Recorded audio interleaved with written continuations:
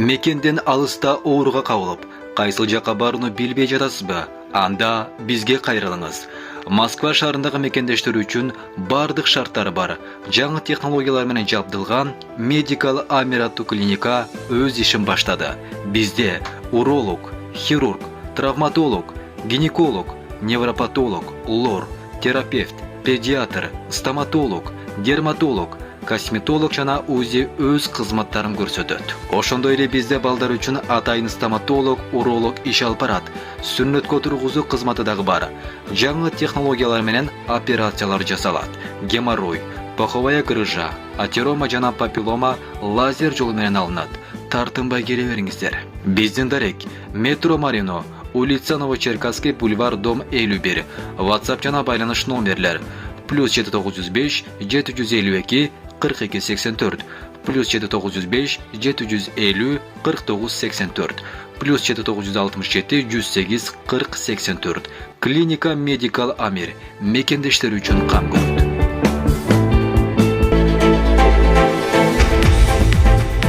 Кадамжайда өзбек жаранынын унасы жарылып кетти.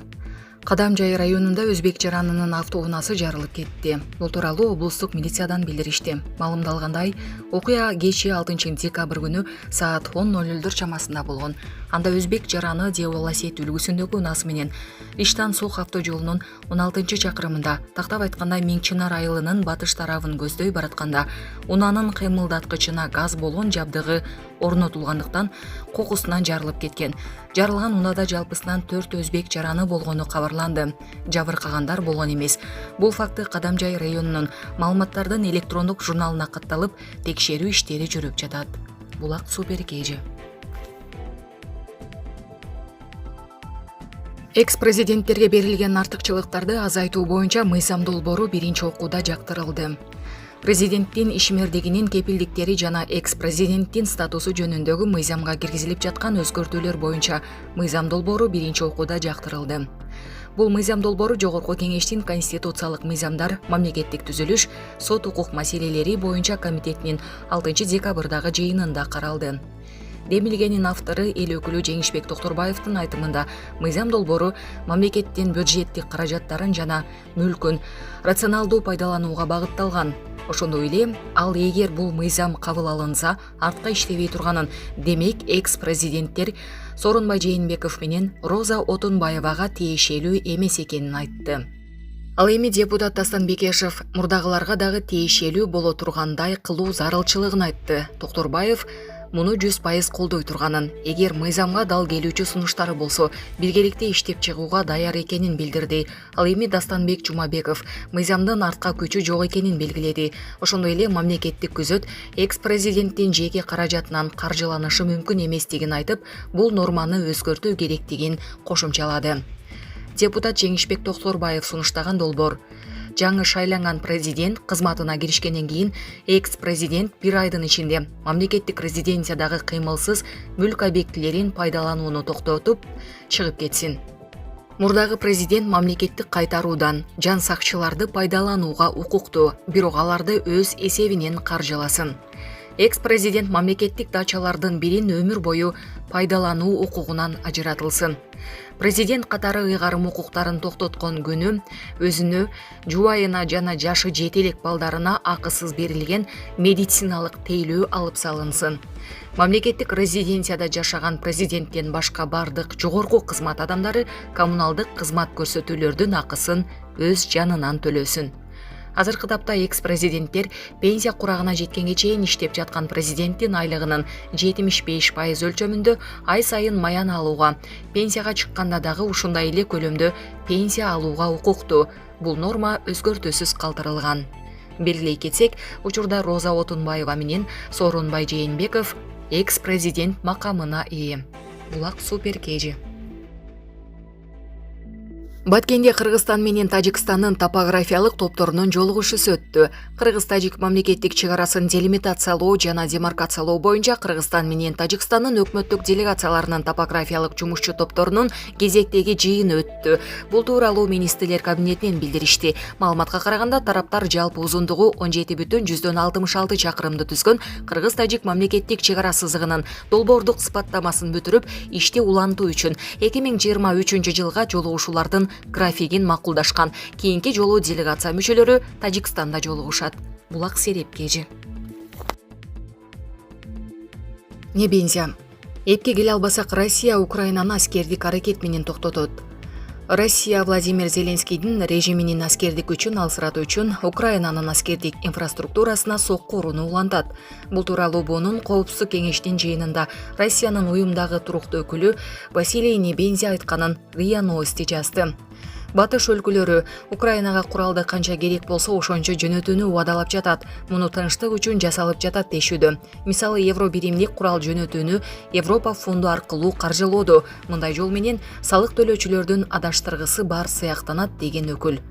Небензя мынча куралдын эмне кереги бар деген суроого Киевдин өзүнүн жообу бар экенин белгиледи. Украинанын Коопсуздук кеңешинин катчысы Алексей Данилов курал эмне үчүн керектигин жакында ачык эле айтпадыбы. Өлкө катары жок болуп кетиш үчүн орустардын баарын жөн гана талкалаш керек деди. Ал эми Москва менен сүйлөшүүгө отурууну Данилов мырза Украин элинин кадырына доо кетирчү көрүнүш деп атады. Биз Киевдин мындай жек көргөн риторикасына кол шилтеп коебуз деп айта албайм. Алардын кастыгына каршы туруп, аскердик инфраструктурасына сокку уруу менен Зеленскийдин режиминин аскердик күчүн алсыратабыз деди Небензя. Мындан тышкары ал жыйында сөз сүйлөп жатып, эгерде Украинанын тап берүүсүн тынчтык жолу менен чечүүгө болбосо, Россия муну согуш жолу менен чечерине токтолду. Киев режиминин ээлүгүүсүн токтотуп, биз анын саясаты менен акыркы кездеги кадамдары ал табиятынан кылмышкер, адамзатты жек көргөндүгүнөн кабар берип келгенин да эске алабыз. Батыш өлкөлөрү 8 жыл ичинде Украинада орустарга каршы монстрларды даярдашты. Алар Донбасста өз элинин өмүрүн кыярына анын кесепетине көз жумуп коюшту. Кайсыл бир күнү Россияга душман болуп кыр көрсөтүп, АКШ менен НАТОнун Россияга каршы геосаясий согушта колдонулат деген эсеп менен Киев режиминин көп кылыгы көз жаздымда калып келген. Ошондуктан Киев аша чаап жатат. Бирок бул бизди токтото албайт. Аскердик операциянын бардык максаты аткарылат. Эгерде биз Украина менен ынтымактуу коңшу өлкө катары сүйлөшө албасак, ал тараптан Россияга тап берүүнү токтото албасак, бул максатка согуш жолу менен жетебиз деди ал. Ошондой эле Небензя мындай жагдайдан Украинанын карапайым калкы жабыркай турганын, бирок жоопкерчилик Владимир Зеленский жана анын батыштык темирчилөрүнүн мойнунда болорун кошумчалады. Россиянын куралдуу күчтөрү Украинанын инфраструктурасына сокку урууну 10 октябрда, тактап айтканда Крымдагы көпүрө жарылгандан кийин баштаган. Россиялык бийликтин айтымында бул терактынын артында украиналык атайын кызмат турат. Сокку энергетика, коргонуу өнөр жайлары, аскердик жана байланыш түзүмдөрү боюнча объектилерге жасалууда.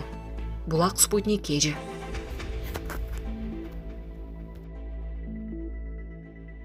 ЖМК.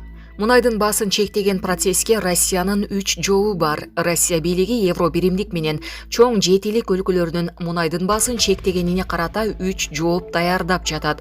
Бул туурасында РИА Новости ведомости басылмасына шилтеме берип жазды. Президенттин жарлыгынын долбоору администрация өкмөт менен макулдашылууда деп айтылган маалыматта.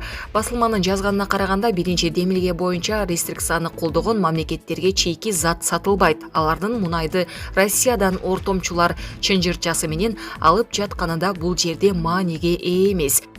Басылмага маалымат бергендердин бири, эгерде продукция акыр аягы G7-ге мүчө мамлекеттерге бара турган болсо, анда экспорт токтотуларын айткан. Экинчи вариант кайсыл мамлекет экендигине карабай чектелген баанын шарттарын камтыган келишими болсо, экспорт дароо токтотулат дешкен алар. Үчүнчүдөн, эгерде Россия нефтисин импорттойм деген өлкө аны Москва койгон баадан да башка суммада, жеңилдик берген суммада алса, анда келишим колдоого алынбастыгы айтылды.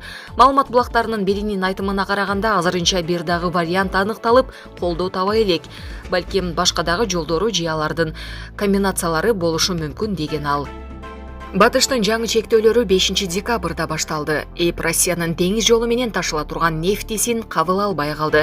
Мындан сырткары чоң жет электин өлкөлөрү Австралия жана ЭП танкери менен ташылган продукцияга баррелине $60 деген чектөөнү койду.